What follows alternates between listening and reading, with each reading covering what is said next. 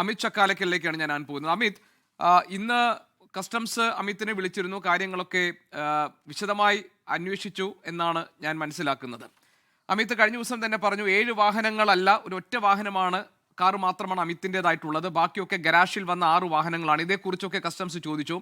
ഈ 6 വാഹനങ്ങൾ ഗരാഷിൽ എങ്ങനെയാണ് വന്നത് അമിത്? ഇതിന്റെ ഓണേഴ്സ് ആരാണെന്ന കാര്യത്തിൽ അമിത്തിന് ധാരണയുണ്ടോ? യെസ്, ഇന്ന് ആക്ച്വലി എന്നെ വിളിപ്പിച്ചതല്ല.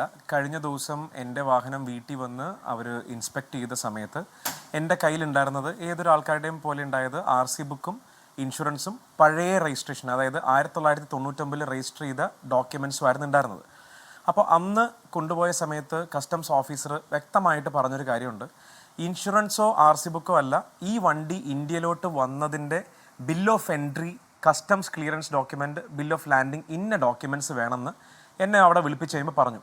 സത്യത്തിൽ എനിക്കും അത് പറഞ്ഞപ്പോൾ ഏറ്റവും വലിയൊരു ഡൗട്ട് ഉണ്ടായിരുന്നത്, RT ഓഫീസർ വീട്ടിൽ വന്നു, എൻ്റെ വണ്ടിയുടെ ഷാസി നമ്പർ എന്തെങ്കിലും ടാമ്പർ ചെയ്താണോ, എൻജിൻ നമ്പർ ടാമ്പർ ചെയ്താണോ എല്ലാം ചെക്ക് ചെയ്തിട്ട് അവരുടെ സിസ്റ്റത്തിൻ്റെ അകത്ത് ചെക്ക് ചെയ്ത ശേഷം പറഞ്ഞു ഇതെല്ലാം പെർഫെക്റ്റ് ആണ്. അപ്പോൾ ഞാൻ സാറിനോട് ചോദിച്ചു, സാർ ഈ 1999 ഡോക്യുമെൻറ്റ്സ് എന്തെങ്കിലും കിട്ടാൻ സാധ്യതയുണ്ടെന്ന് ചോദിച്ചു. അപ്പോൾ അവർ പറഞ്ഞു ഒരു ഉറപ്പില്ല, വാഹനമൊക്കെ അപ്ഡേഷൻ വന്നതുകൊണ്ട് കിട്ടുമെന്ന് ഉറപ്പില്ല എന്ന് പറഞ്ഞു. പക്ഷേ ഇന്ന് എൻ്റെ ഒരു ഫ്രണ്ട് അവിടെ ഡൽഹി RT ഓഫീസിൽ ആദ്യം രജിസ്റ്റർ ചെയ്തിരുന്ന ഡൽഹി RT ഓഫീസിൽ പോയി അതിൻ്റെ ബാക്ക് ഡോക്യുമെൻറ്റ്സ് എല്ലാം കളക്ട് ചെയ്തിട്ട് എനിക്ക് സെൻഡ് ചെയ്ത് തന്നു.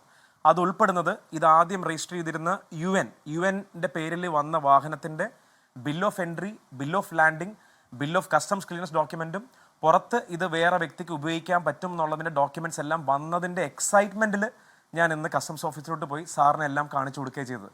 സാറ് കാണിച്ചു കൊടുത്തപ്പോൾ സാറ് പറഞ്ഞു ഇതിൻ്റെ എല്ലാം കോപ്പി സബ്മിറ്റ് ചെയ്യുക, ഞങ്ങളുടെ രീതിയിലും കൂടി ഒന്ന് വെരിഫൈ ചെയ്തിട്ട് നിങ്ങൾക്ക് വണ്ടി വിറ്റ് തരാം. അതിൽ വ്യക്തമായിട്ട് സാറ് വളരെ സ്നേഹത്തോടെ തന്നെ പറഞ്ഞൊരു കാര്യമുണ്ട്. ഒരു നന്നായിട്ട് വന്നൊരു വാഹനം ഞങ്ങൾക്ക് പിടിച്ചു വെക്കാനോ അല്ലെങ്കിൽ ഉപദ്രവിക്കാനോ ഞങ്ങൾക്ക് ഒരു ഉദ്ദേശമില്ല. പക്ഷേ എല്ലാ വാഹനങ്ങളും പിടിച്ചു വെച്ചാൽ മാത്രമാണ് ഞങ്ങൾക്ക് ഈ പറയുന്ന പോലെ നല്ലത് ഏത് മോശമേന്ന് മനസ്സിലാവുള്ളൂ.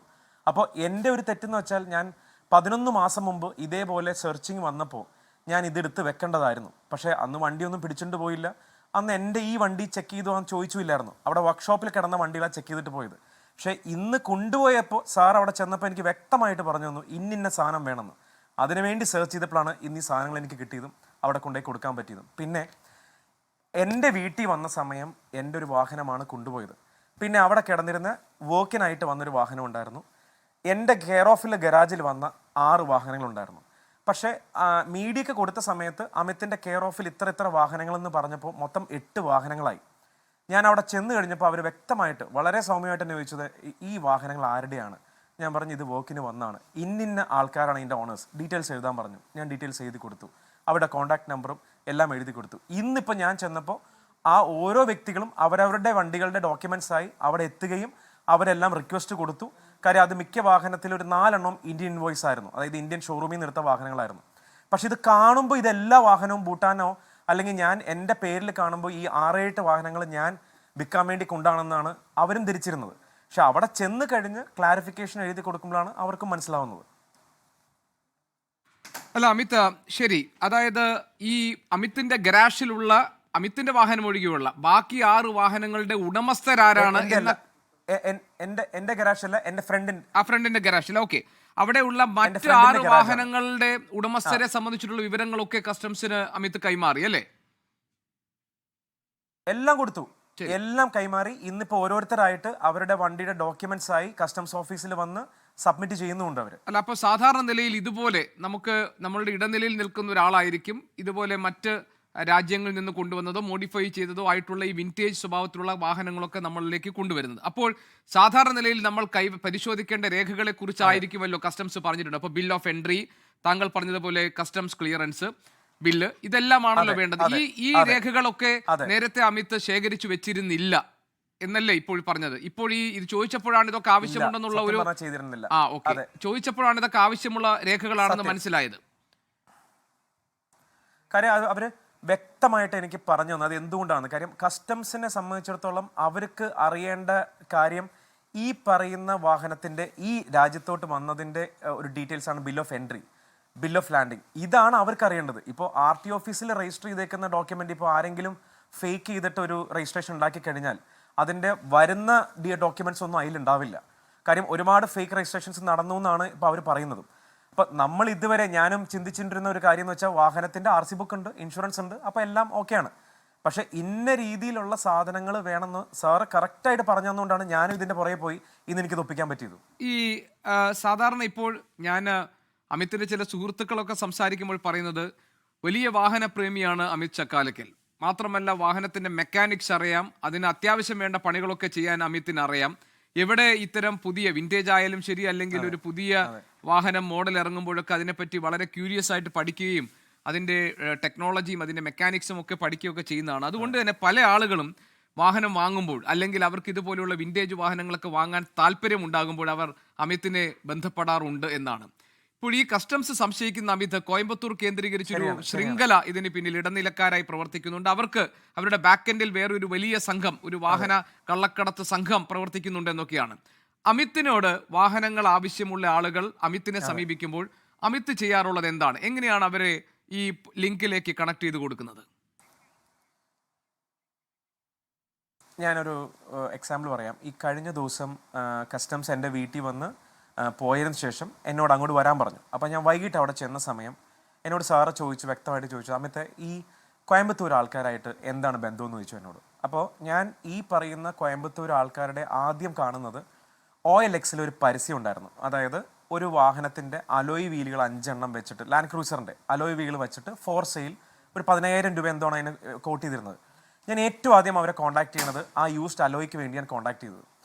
അത് കഴിഞ്ഞ് ഞാൻ അവരുടെ അടുത്ത് നിന്ന് ഡോർ പാഡ് വാങ്ങി, പിന്നെ ഗിയർ ബോക്സിൻ്റെ കുറച്ച് പാർട്സ് ഉണ്ടായിരുന്ന യൂസ്ഡ് ഉണ്ടായിരുന്നതൊക്കെ വാങ്ങി. അപ്പോൾ ഈ സാധനങ്ങളൊക്കെ വാങ്ങിക്കുന്ന വളരെ മുമ്പാണ്. അത് ഇപ്പം ഈ ഒരു ഭൂട്ടാൻ വാഹനങ്ങളിൽ അവർ പെടുന്നതിന് മുമ്പ് ഞാൻ മാത്രമല്ല, കേരളത്തിൽ ലാൻഡ് ക്രൂയിസർ ഉപയോഗിക്കുന്ന ഒരു വ്യക്തി ഉണ്ടാവില്ല അവരുടെ നിന്ന് സാധനം വാങ്ങിക്കാത്തത്. കാര്യം അവരായിരുന്നു ഏറ്റവും അടുത്ത് നമുക്ക് കിട്ടാവുന്ന ഒരു സോഴ്സ്. ഇത് കഴിഞ്ഞ് എന്നോട് ഇങ്ങോട്ട് പറഞ്ഞു, അമിത്തെ ഇന്ന സാധനം വാങ്ങിച്ചിട്ടില്ലേ. കാര്യം ഞാൻ അവിടെ ചെല്ലുന്നതിന് മുമ്പ് തന്നെ കോയമ്പത്തൂരുള്ള ആൾക്കാരുടെ നിന്ന് എല്ലാ ഡീറ്റെയിൽസും അവരെടുത്തിട്ടുണ്ട്, സാർ എടുത്തിട്ടുണ്ട്. അപ്പോൾ സാർ ഞാൻ സാർ ഇന്ന സാധനം വാങ്ങിച്ചിട്ടുണ്ട്. ഇത് ആരെയും കണക്ട് ചെയ്ത് കൊടുത്തതല്ല. ഇപ്പോൾ എൻ്റെ അടുത്ത് ഒരു വാഹനം പണിയാൻ വേണ്ടി വരുമ്പോൾ ഒരു കാര്യം മനസ്സിലാക്കേണ്ടതെന്ന് വെച്ചാൽ ഇത് 25-30 വർഷം പഴക്കമുള്ളതാണ്. ഇതൊന്നും ഇപ്പോൾ ബ്രാൻഡ് ന്യൂ എവിടെയും മാനുഫാക്ചർ ചെയ്യുന്നില്ല. ആകെയുള്ള ഞങ്ങൾ ഇന്ത്യയിലുള്ള ആൾക്കാർക്കുള്ള സോഴ്സ് എന്ന് വെച്ചാൽ എവിടെയെങ്കിലും വണ്ടി പൊളിക്കുകയോ ആക്സിഡൻ്റ് വണ്ടിയിൽ നിന്നൊക്കെ മിച്ചം വരുന്നത് എവിടെന്നെങ്കിലും OLX വഴിയോ ഫേസ്ബുക്ക് വഴിയോ ഈ നമ്മുടെ വാട്സാപ്പ് ഗ്രൂപ്പ് ഉണ്ടാവും ഓണേഴ്സിൻ്റെ, അവരൊക്കെ പറയുമ്പോൾ ഉടനെ ആരാണ് ആദ്യം വാങ്ങിക്കുക എന്ന് പറഞ്ഞ് ഓടിപ്പോയി സാധനം അവരുടെ അടുത്ത് വാങ്ങിക്കുക എന്നുള്ളതാണ്. അപ്പോൾ അങ്ങനെ വാങ്ങിച്ചാൽ മാത്രമാണ് നമ്മുടെ അടുത്ത് പണിയാൻ വന്ന വണ്ടി എത്രയും പെട്ടെന്ന് പണിയിർന്ന് പോവുള്ളൂ.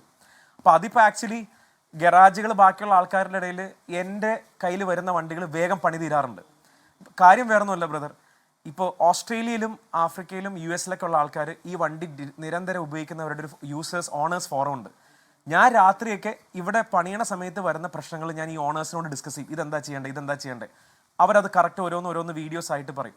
ഞാൻ ഇരുന്ന് പഠിച്ചിട്ട് പിറ്റേ ദിവസം രാവിലെ മെക്കാനിക്ക് രാത്രി ഇതെന്ത് ചെയ്യുമെന്ന് പറഞ്ഞ് ക്വസ്റ്റ്യൻ വെച്ചിട്ട് പോയാൽ രാവിലെ ഞാൻ ചെല്ലുമ്പോൾ അതിന് ഉത്തരമായിട്ടാണ് ഞാൻ ചെല്ലുന്നത്. ഞാൻ അത്ര ഡെഡിക്കേറ്റഡ് ആയിട്ടാണ് സത്യം പറഞ്ഞാൽ ചെയ്തുകൊണ്ടിരുന്നത് വെച്ചത്. അപ്പോൾ എൻ്റെ അടുത്ത് വരുന്ന വണ്ടി പല ആൾക്കാരും ഞാൻ ഈ വണ്ടി എൻ്റെ റെഡിയാക്കി അടിപൊളിയായിട്ട് കൊണ്ടുനടക്കുന്ന കണ്ടപ്പോൾ ഒരാൾ വന്നു, അയാളുടെ വണ്ടി ജീവൻ വെച്ചു, അയാളുടെ റെഫറൻസിൽ അടുത്ത വന്നു. അങ്ങനെയാണ് ഈ വണ്ടികളെല്ലാം വർക്കിന് വന്നത്. അതല്ല ഞാൻ ചോദിക്കുന്നത്, ഈ അമിത്തിന് ഈ കോയമ്പത്തൂർ ടീമുമായിട്ടുള്ള ഒരു കോൺടാക്ട് എത്ര കാലമായിട്ടുണ്ട്? അത് വളരെ സജീവമായിരുന്നു. മാത്രമല്ല ഈ വാഹനം വേണമെന്ന ആവശ്യമുള്ളപ്പോൾ അമിത് അവരുമായി മാത്രമായിരുന്നോ അമിത് ഈ കോൺടാക്റ്റുകൾ ഉണ്ടായിരുന്നു? ഇല്ല, പറഞ്ഞോളൂ. ഇല്ല സാർ, ഇന്ന് വരെ ഞാൻ അവരുടെ അടുത്ത് വാഹനം വാങ്ങിയിട്ടില്ല. ഇന്ന് വരെ അവരുടെ അടുത്ത് ഒരു വാഹനം പോലും വാങ്ങിയിട്ടില്ല. അവരുടെ അടുത്തുനിന്ന് ഞാനും നമ്മളുടെ ഈ ഓണേഴ്സ് എല്ലാവരും എന്തെങ്കിലും പാർട്സ് ഒക്കെ അവർ വിൽക്കാനിടും. അവരുടെ OLXലും ഇതിലും വിടും. പിന്നെ നമുക്കും വാട്സാപ്പിൽ ഒരു അയച്ചു തരും ഇന്ന പാർട്സ് ഉണ്ടെന്ന്. അപ്പം നമ്മൾക്ക് എന്തെങ്കിലും ആവശ്യം വന്നു കഴിഞ്ഞാൽ ഈ പാർട്സ് കുറച്ച് അവരുടെ അടുത്ത് വാങ്ങിയിട്ടുണ്ടായിരുന്നു. യൂസ്ഡ് അലോയ് വീല്, പിന്നെ നമ്മളുടെ ഗിയർ ബോക്സിന് കണക്ട് ചെയ്യാനുള്ളൊരു ഹബ്ബ്, പിന്നെ കണക്റ്റിംഗ് ഷാഫ്റ്റ്, അങ്ങനെയൊക്കെ ഉള്ളത് ഒടിഞ്ഞു കഴിഞ്ഞാൽ കിട്ടാൻ ഒരു മാർഗ്ഗമില്ല. അപ്പോൾ ഇന്ത്യയിൽ അവർ മാത്രമല്ല, പല യൂസ്ഡ് സാധനങ്ങൾ ഇപ്പോൾ ഡൽഹിയിൽ ഒരാളുണ്ട്, പഞ്ചാബിലുണ്ട്. അവരുടെ അടുത്ത് നിന്നൊക്കെ നമ്മൾ ചോദിക്കും ഇന്ന സാധനങ്ങൾ വേണമെന്ന് പറയുമ്പോൾ ഇവർ ആരെങ്കിലുമൊക്കെ കണക്ട് ചെയ്ത് ഈ സാധനങ്ങൾ നമുക്ക് അയച്ചു തരും. ശരി അമിത്, പറഞ്ഞതുപോലെ മറ്റൊരു ഉദാഹരണം ഞാൻ അമിത്തിനോടൊന്ന് ചോദിക്കാം. അമിത്, എനിക്കൊരു വിൻറ്റേജ് കാർ വേണം. ഞാൻ അമിത്തിനോട് പറയുകയാണ്, അമിത് എങ്ങനെ അത് എനിക്ക് അറേഞ്ച് ചെയ്ത് തരും? ഞാൻ വണ്ടി അറേഞ്ച് ചെയ്ത് കൊടുത്തിട്ടില്ല ഇന്നുവരെ ആർക്കും. കാര്യം ഞാൻ മെയിൻലി ടെക്നിക്കൽ സപ്പോർട്ട് കൊടുത്തിട്ടേ ഉള്ളൂ. കാര്യം എൻ്റെ അടുത്ത് വാഹനങ്ങൾ റെഡിയാക്കാൻ വരുന്നതിന് റെഡിയാക്കി കൊടുത്തിട്ടേ ഉള്ളൂ. ഞാൻ വാഹനം വിറ്റ് കൊടുത്തിട്ടില്ല. പക്ഷേ ഈ സാറ് കസ്റ്റംസ് എന്നുള്ള സാറ് വന്നപ്പോൾ തന്നെ എൻ്റെ ഫോൺ എടുത്തിട്ട് LC അത് ലാൻഡ് ക്രൂസർ എന്നടിച്ചപ്പോൾ ഒരുപാട് ആൾക്കാരുടെ പേര് വന്നു. അപ്പോൾ അതിലൊക്കെ മിക്ക ആൾക്കാർ എന്നോട് ഈ ഭൂട്ടാൻ വെഹിക്കിൾസിൻ്റെയും ഇതിൻ്റെ എല്ലാം എൻക്വയറി ചോദിച്ച സമയത്ത് ഞാൻ തന്നെ അവരുടെ അടുത്ത് ഇതൊക്കെ വലിയ പ്രശ്നത്തിൽ വരുമെന്നുള്ള വോയിസ് നോട്ട്സ് വരെയും സാർ ഉൾപ്പെടെ ഇരുന്ന് കേട്ടതാണ്. കാര്യം നമ്മളും പറയാറുണ്ട്, കാര്യം നിങ്ങൾക്ക് അറിയുമെന്നറിയില്ല, നോർത്ത് ഇന്ത്യയിൽ ഒരുപാട് ആൾക്കാർ അവരുടെ ഫേസ്ബുക്ക് ഇൻസ്റ്റഗ്രാം പേജിൽ തന്നെ ഭൂട്ടാൻ എന്നുള്ള വാഹനങ്ങൾ നമ്പർ പ്ലേറ്റ് ഇല്ലാത്തതൊക്കെ വിൽക്കാനുണ്ടെന്ന് പറഞ്ഞ് നിരവധി പേജിൽ ഇടാറുണ്ട്. ഇതൊക്കെ കുറേ ആൾക്കാർ വാങ്ങിക്കൊണ്ട് വന്നിട്ടുമുണ്ട്. ഇത് അവിടെ ഒന്നും ചിലപ്പോൾ ഇത്ര സ്ട്രിക്റ്റ് അല്ലാത്തതുകൊണ്ടായിരിക്കാം ഓപ്പൺലി പല ഇൻസ്റ്റാഗ്രാം പേജിലും പോസ്റ്റ് ചെയ്യാറുണ്ട്. പിന്നെ ഇതിൽ ഞങ്ങൾക്ക് ഏറ്റവും കൂടുതൽ സംശയം തോന്നിയ കാര്യം, ഞാനൊരു 7-8 വർഷമായിട്ട് ടൊയോട്ട ലാൻഡ് ക്രൂസർ എന്ന് പറഞ്ഞ ഗ്രൂപ്പിലുണ്ട്, പിന്നെ ഇമ്പോർട്ട്സ് ഇൻ ഇന്ത്യ എന്ന് പറഞ്ഞ ഗ്രൂപ്പിലുണ്ട്. അപ്പോൾ ഇതിലൊക്കെ കഴിഞ്ഞ ഒരു 7-8 വർഷമായിട്ട് കാണാത്ത അത്രയും വാഹനങ്ങളാണ് കഴിഞ്ഞ ഒരു വർഷമായിട്ട് പല ആൾക്കാർ അവിടെ സ്പോട്ട് ചെയ്ത് ഇവിടെ സ്പോട്ട് ചെയ്യുന്നൊക്കെ പറഞ്ഞ് സെൻഡ് ചെയ്യുന്നത്. അപ്പോൾ എന്തായാലും ഈ 8 വർഷം കൊണ്ട് ഇമ്പോർട്ട് ചെയ്യാനുള്ള ലൈസൻസ് ഇവർക്ക് ആർക്കും ഇല്ല, മീൻസ് അങ്ങനെ ബാൻഡാണ്. പിന്നെ ഇത് വന്നിട്ടുണ്ടെങ്കിൽ ഉറപ്പായിരുന്നു ഇത് ഇല്ലീഗലായിട്ട് വന്നാണെന്ന് തന്നെ. ഓക്കെ അമിത്, ഞാൻ ഒരു കാര്യം കൂടി ചോദിക്കട്ടെ. ഈ ഇടയ്ക്കൊരു സമയത്ത് ഇപ്പം അമിത് ഇന്ന് ചെന്നിട്ട് അമിത്തിൻ്റെ വാഹനത്തിൻ്റെ ഈ ബാക്ക് റെക്കോർഡ്സും ഡോക്യുമെന്റ്സും ഒക്കെ കൊടുത്തു. ആ എക്സൈറ്റ്മെന്റിലാണ് കസ്റ്റംസ് ഉദ്യോഗസ്ഥരെ കാണാൻ പോയതെന്നൊക്കെ പറഞ്ഞു. പക്ഷേ ഇന്ന് രാവിലെയൊക്കെ തുടക്കത്തിൽ വന്നിരുന്ന വാർത്ത ഈ ഏജന്റുമാരുമായിട്ട് ഡയറക്റ്റ് കോണ്ടാക്ട് ഉള്ള ആളാണ് അമിത് ചക്കാലക്കൽ എന്ന് കസ്റ്റംസിന് സംശയമുണ്ട്, താങ്കളെ കേന്ദ്രീകരിച്ചിട്ട് വലിയ അന്വേഷണങ്ങളൊക്കെ നടക്കുന്നുണ്ട് എന്ന നിലയിലായിരുന്നു. ആ വാർത്തകളൊക്കെ അമിത് ചക്കാലക്കൽ കണ്ടിരുന്നു. താങ്കൾക്ക് എന്ത് തോന്നി? ഞാൻ കണ്ടിരുന്നു സർ, ഞാൻ കണ്ടിരുന്നു. കാര്യം ആ പറയുന്ന കാര്യങ്ങൾ മീഡിയയിൽ പല രീതിയിലും വരുന്നുണ്ടായിരുന്നു. പക്ഷെ സത്യാവസ്ഥ അന്ന് എൻ്റെ അടുത്ത് ഇവർ ചോദിച്ചത്, അതായത് അന്ന് വീട്ടിൽ വന്ന് വാഹനങ്ങളുടെ കാര്യത്തിന് വന്ന് വൈകിട്ട് വിളിപ്പിച്ചപ്പോൾ തന്നെ എന്നോട് വളരെ മാന്യമായിട്ടാണ് ചോദിച്ചത്, ഇവരായിട്ട് എന്താ ബന്ധമുള്ളത്, ഇന്ന സാധനങ്ങൾ വാങ്ങിയിട്ടുണ്ട്. കാര്യം ഈ പുള്ളീനെ കുറച്ച് ദിവസങ്ങൾക്ക് മുമ്പ് അവിടെ വിളിച്ചിട്ട് അയാൾ കേരളത്തിൽ ആർക്ക് എന്തൊക്കെ കൊടുത്തുന്നുള്ളതിൻ്റെ ഒരു ലിസ്റ്റ് തന്നെ അവരുടെ അടുത്തുണ്ട്. ഞാൻ എന്തൊക്കെ വാങ്ങിയിട്ടുന്നുള്ളതിൻ്റെ ലിസ്റ്റ് അവരുടെ അടുത്തുണ്ട്. ഞാൻ ഒരു സാധനം വിട്ടുപോയപ്പോൾ എന്നോട് അവർ ഇങ്ങോട്ട് പറഞ്ഞു ഇന്നത് വാങ്ങിയിട്ടില്ലെന്ന്. Sir, they have proper records. അത് ഞാൻ വാങ്ങിക്കുന്നത് എന്താണ് എന്നുള്ളത് അവർക്ക് കറക്റ്റ് ഡീറ്റെയിൽസ് ഉണ്ട്. അത് ഞാൻ തന്നെ അവരുടെ അടുത്ത് പറയുകയും ചെയ്തു. അതിൽ വാഹനങ്ങൾ വാങ്ങിയിട്ടില്ല എന്നുള്ളതും അവർക്കും വ്യക്തമായിട്ട് അറിയാം. ശരി, ഇപ്പോൾ വന്നിരിക്കുന്ന മറ്റൊരു കാര്യം ഈ മാഹിൻ അൻസാരിക്ക് വേണ്ടിയുള്ള തിരച്ചിലിനെ കുറിച്ചാണ്.